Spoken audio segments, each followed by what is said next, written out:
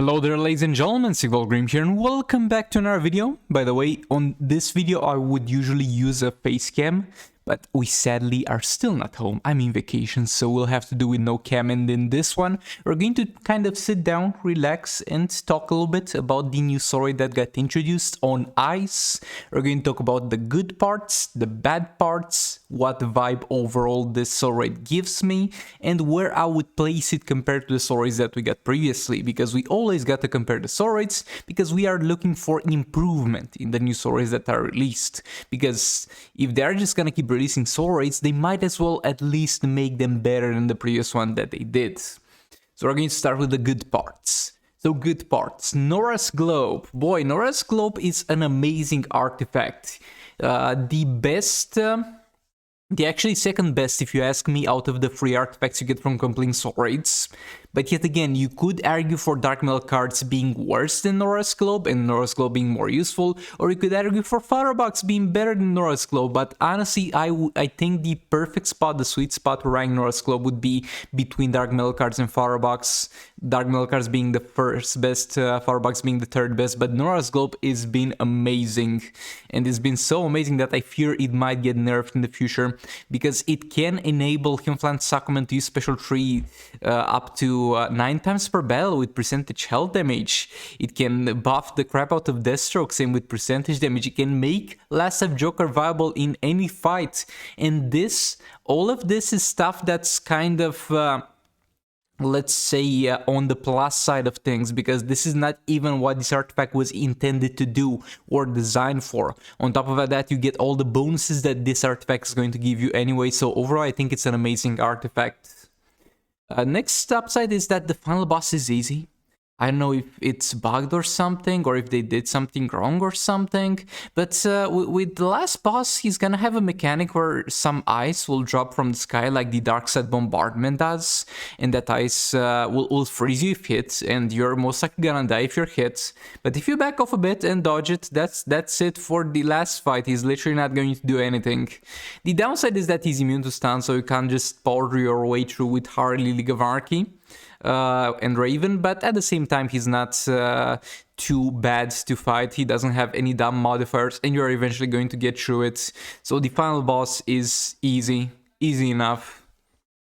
The rest of the bosses, also on the plus side, are pretty tame for the most part, and at no point did I feel like I had to have one of the pay to get artifacts to make a fight more doable. Like some specific fights in other soul raid, at no point did I feel like I had to do that, so that was great.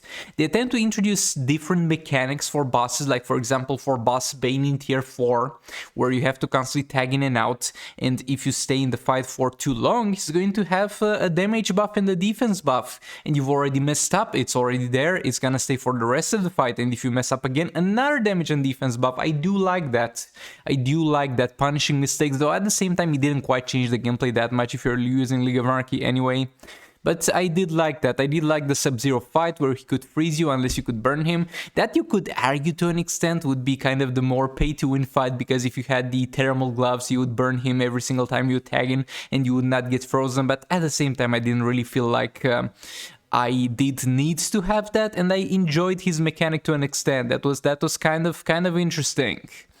And you also get Mr. Freeze, which is good. This is not, I don't want to turn this into a Mr. Freeze review video, but Mr. Freeze is going to be pretty good. He's more like on the pay-to-win good side of things, but it's going to be pretty good regardless. Now, getting into the bad parts. So the first bad part that I want to talk about is the normal AI in normal mode. Like, my dude, my man, why? Why are you doing this? Why do you put in the new stories that you release? I mean, maybe I was just stupid back when Dawn of Apocalypse released or when Rise of Krypton released, but I just don't remember normal AI being in normal mode, and then when you get to heroic, things go back to normal and we have the new AI. Like, what does that do? Are you trying to put that old AI in normal because you think it's easier for new players to be more accessible? No, the old AI, it's a nightmare to deal with for both new players and old players. They're going to confuse the crap out of the new players because they have to learn to play against an AI that they will play only on normal mode on every single story, and everywhere else, everything they've learned going through normal is going to be pointless, and for people who know how to play the game already, it's going to be very, very annoying. I don't know why that thing exists. This is not necessarily specific to this one, but to a lot of soul raids. I don't know why that's a thing. We got Boss Black Adam, who's kind of rough to deal with. Like, he's not unbeatable. He's not something that will take a big dump on you if you have nothing but Confluence Aquaman, because it's not like just like Aquaman where he doesn't take damage from special trees, so you can still kill him with enough special trees, but it might be kind of rough. Boss Captain Cold in tier 5 is bugged. He says he disables damage from special 1, but he also does from special 2, and Desert deals no percentage hell damage from special 2. So that kind of sucks. Boss Gorlagrod will be a nightmare for people who don't know how to deal with shields, but it's okay, they will learn. He's also got some dump resistances, but at the same time, you're going to be able to bypass them with Dark Metal cards. So he's definitely doable, but at the same time, it's kind of a bummer to add immunities to crit and stuff like that alongside with a shield on a boss. That's just not ideal, let's say, but it's fine. So this is kind of it about the soul raid. I think I far more enjoy it than don't enjoy it. And yet again, I'm trying to distance myself from the update overall, because the update overall was dog shit, but we're trying to talk about the soul raid specifically over here, regardless of the update that it came up with. So where do we rank this? Well, it depends. It depends on what you value, because what I value might not be what you value, and I've seen that in a past video. For example, I value raid design, challenging design, and fair design. Some people just value how easy a soul raid is. If the only thing that you value is how easy a soul raid is, then the easiest soul raid will be by far still, I think, the last contract. To an extent, like I think Mr. Freeze is going to be easier than Deathstroke in the last contract, but at the same time I think the rest of the soul raid will be harder than the last contract. So if you value how easy a soul raid is, I would put the second best next to the last contract, maybe even first best, it depends on how easy you can deal with Black Lightning and Grods and stuff like that. So it might be easier for than the last contract, and you just switch places. And if you value goods, fairly challenging design of bosses, I would rank this either second place after Dark Knight Soul Raids or third place after Dawn of Apocalypse and Dark Knight Soul Raids. I haven't made up my mind yet if this is better design than Dawn of Apocalypse, because I think Dawn of Apocalypse, I really like Dawn of Apocalypse as a raid design, but at the same time it seems to be pushing a little bit too hard on the hard side of things with that.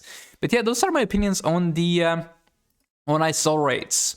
And yet again, I think we to an extent have too many soul raids to the point where I don't think more soul raids shouldn't be added, but maybe they should release 2 at a time so people can get more out of it.